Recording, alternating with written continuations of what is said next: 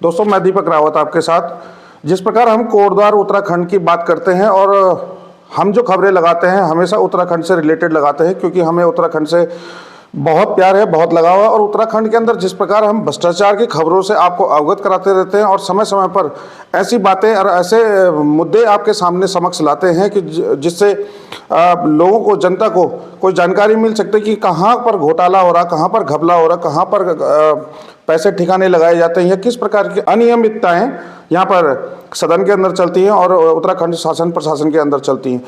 उसी क्रम में आज हम आए हैं Garhwal motor owners union limited में, जहां पर कि एक घोटाला क्या कहें, इसे करोड़ों का घोटाला कहें तो ज़्यादा उचित होगा, क्योंकि करोड़ों का घोटाला एक अभी हाल फिलहाल में अखबार में आया है कल परसों में, और वो सुर्खियां आपने भी देखी होंगी। और उसी क्रम में हम जानने के लिए यहाँ कोटद्वार में जेएमयू के हेड ऑफिस में पहुंचे हैं, जहाँ पर कि हमें जानकारी मिलेगी। और हमारे समक्ष यहाँ पर हैं अध्यक्ष हैं भास्करानंद भारद्वाज जी, और वित्त समिति के सदस्य हैं अर्जुन सिंह रावत जी, और जांच समिति के सदस्य हैं हमारे साथ महावीर सिंह रावत जी। तो जानेंगे इनसे कि क्या कुछ ये मामला है और क्या यहाँ पर ये घोटाला हुआ है, कैसे संज्ञान में आया, कितने का है, कितने करोड़ों रुपए का गबन किया गया है, और क्या सोचते हैं कि किस प्रकार क्या तरीका अपनाया गया होगा और आगे क्या कुछ करने वाले हैं इस मुद्दे पर।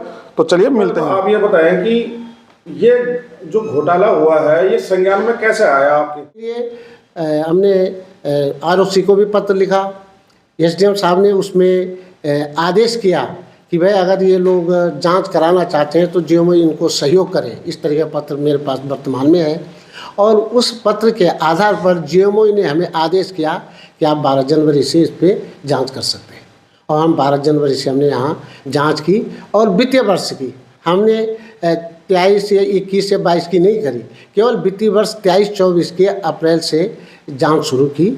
और उस पहली जांच में हमें जो कंपनी के नियमों के अनुसार भुगतान किया जाता है, जितने हमारे 16 स्टेशन ऑफिस है पूरे गढ़वाल मंडल के अंतर्गत, तो वहाँ पर ये देखा गया भाई कि ये पैसा गलत ढंग से यहाँ पे निकाला गया। जिस पैसे को जोशीमठ से निकलना था, जिस पैसे को रुद्रप्रयाग से निकलना था, जिस पैसे को श्रीनगर से निकलना था हमारे ऑफिसों से, वो पैसा यहाँ से डायरेक्ट क्यों निकाला गया। इसकी जांच हमने जब संबंधित अपने कर्मचारियों को आदेशित किया तो उनका कहना ये था भाई कि हमने कोई ऐसा खर्चा नहीं किया। तब हमें संदेह हुआ कि जब वो कह रहे हैं कि हमने कोई खर्चा नहीं किया, तो तब हमने यहाँ उन वाउचरों को, उन आवेदनों का निरीक्षण किया। उन आवेदनों को जब हमने देखा तो फर्जी पाए गए कि वो पैसा संबंधित ऑफिस की कैश शीट से नहीं निकाला गया, संबंधित ऑफिस में वो काम नहीं किए गए, संबंधित ऑफिस में उस कर्मचारी ने काम नहीं किया। तब जाके संदेह हुआ, तो हमने फिर बोर्ड बुलाया, बोर्ड के अध्यक्ष जी आए, सब लोग आए, उन्होंने कहा भाई क्या है, उनको ये सारी चीज़ें बताई कि भाई ये देखने में आया। तो तब ये हुआ कि भाई इस वित्तीय वर्ष की पूरे साल की जांच करो। उस पूरे साल की जांच में हमने ये देखा कि 2 करोड़ 32 लाख के लगभग फर्जी वाउचर देखे गए। के प्रस्ताव के अनुसार ये तय हुआ कि भाई ये तो इनकी इंटरनल जाँच है, लेकिन एक ऑडिटर की नियुक्ति जो अप्रूव लाइसेंसधारी है उससे ऑडिट कराया जाए। उस ऑडिटर ने भी जांच की तो उसमें 2 करोड़ 48 लाख 43 हज़ार समथिंग का घोटाला पाया गया। इस तरीके से ये संदेह पैदा होने पर कि वो चुनाव कराने में गड़बड़ी और अपने संचालकों को अपनी मर्जी से चुन करके उनको चुप रहने के लिए और उनसे कोई कुछ न बताने के लिए इसलिए हमारे श्रीनगर में पेट्रोल पंप है, कर्णप्रयाग में पेट्रोल पंप है, कहीं भी है, मतलब जो भी हैं वहाँ पर भी ऐसे ही दिखाए गए हैं कि पिट सफाई जैसे कार्य दिखाए थे, कि रंग रोगन जैसे कार्य दिखा के करोड़ लाखों रुपए का गमन हो रखा है, जबकि वहाँ पर ऐसा कुछ नहीं है, क्योंकि वहाँ पर सीवर लाइन है, कोई पिट नहीं है, उसी प्रकार से कोई रंग पुताई नहीं है। ऐसे हमारे हरिद्वार स्टेशन है, वहाँ पर दिखा रखा है लाखों रुपए का, मतलब दिखा रखा है 1 साल का, तो वो भी हमारा ऐसा कुछ काम नहीं हो रखा। हमने वहाँ पर मुआयना कर दिया है, हम सारा चेक करके आ गए कि कहाँ कहाँ काम हो रखा है। कहीं कोई काम नहीं हो रखा, न 3 साल से न कोई रंगाई पुताई हो रखी है। ये केवल नकली भोचर बना के कंपनी से रुपए अपने घर वो लोग ले गए हैं। तो इसमें हमारे को बहुत दुख है। वाहन स्वामियों का पैसा है, हम नहीं चाहते थे कि इस प्रकार के, हम भी बोर्ड में थे, लेकिन हमें कोई इसके बारे में कोई हवा नहीं लगी कि भाई यहाँ हो क्या रहा है कंपनी के अंदर। हम बोर्ड के सदस्य रहते हुए हमें पता नहीं लगा कि ये कार्य कब हो रहा है, कब भोचर बन रहे थे, कब पैसे जा रहे थे। तो जब संघर्ष समिति ने ये दिया, तो जब कर्मचारियों से पूछा गया तो वो 2 और ढाई बजे के बाद ये काम होता था, क्योंकि हम लोग निकल जाते थे 2 बजे तक उसके बाद ये सारे काम होते थे और सवेरे पूर्व अध्यक्ष 9 बजे यहाँ पर आ जाते थे, जबकि कंपनी के कर्मचारी 10 बजे आते हैं। और उनका जो कॉकस बना हुआ था उनमें से कुछ कर्मचारी थे जो समय से पहले ही आ जाते थे और उस पैसे को ठिकाने लगाते थे।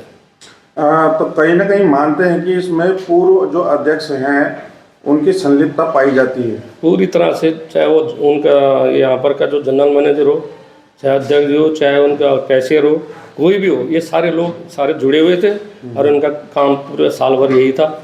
और इस कंपनी को एसोसिएशन कंपनी बना रहे थे ताकि जीएमओ कंपनी का जो भी हमारे पास इतना ये जो हमने कर रखा है इसको हम ख़त्म कर दें और नई कंपनी को हम शुरू कर देंगे सितंबर से।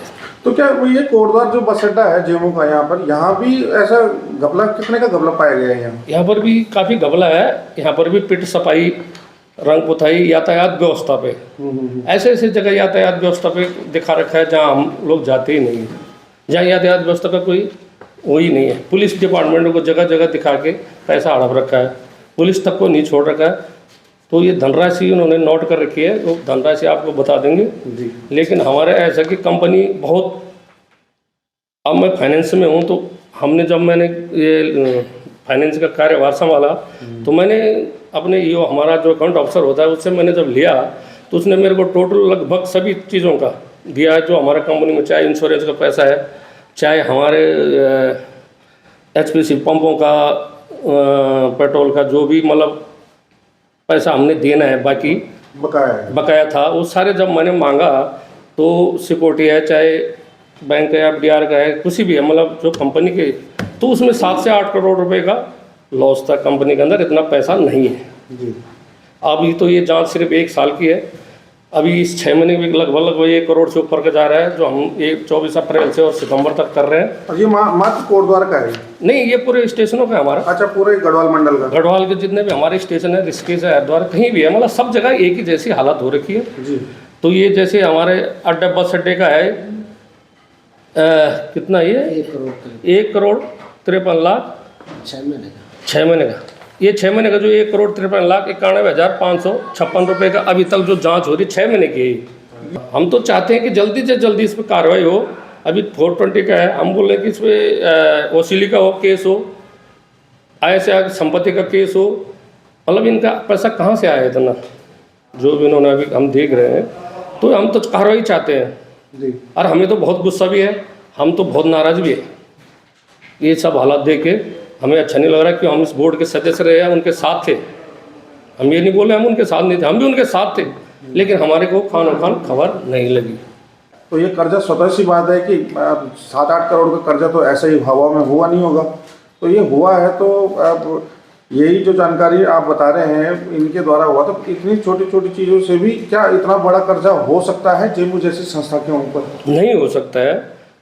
हमारे 4 पेट्रोल पंप हैं, 4 चलते हैं, लोगों का एक पेट्रोल पंप में लोग करोड़पति बने हुए हैं, और यहाँ 4 पेट्रोल पंप चलने के बाद भी हम जीरो है, कर्जे में है।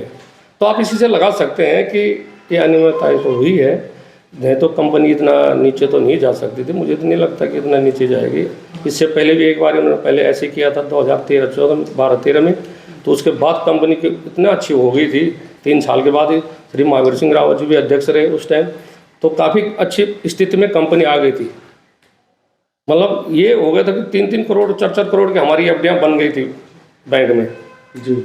उस समय बेनिफिट में चल रही थी। उसके बाद से 8 साल से हैं यहाँ पर, और इस प्रकार के आज 8 साल के बाद हमें जो मिल रहा देखने को, ये बहुत अच्छी चीज़ नहीं है, दुख है हमें। ये कर्जे में तभी से चल रही है जब ये पूर्व अध्यक्ष जी आए थे यहाँ। ये उसके बाद अब देखो वो 7-8 साल से थे, हमें पता नहीं उन्होंने क्या किया क्या नहीं किया, हम तो अब देख रहे हैं कि क्या हो रहा है।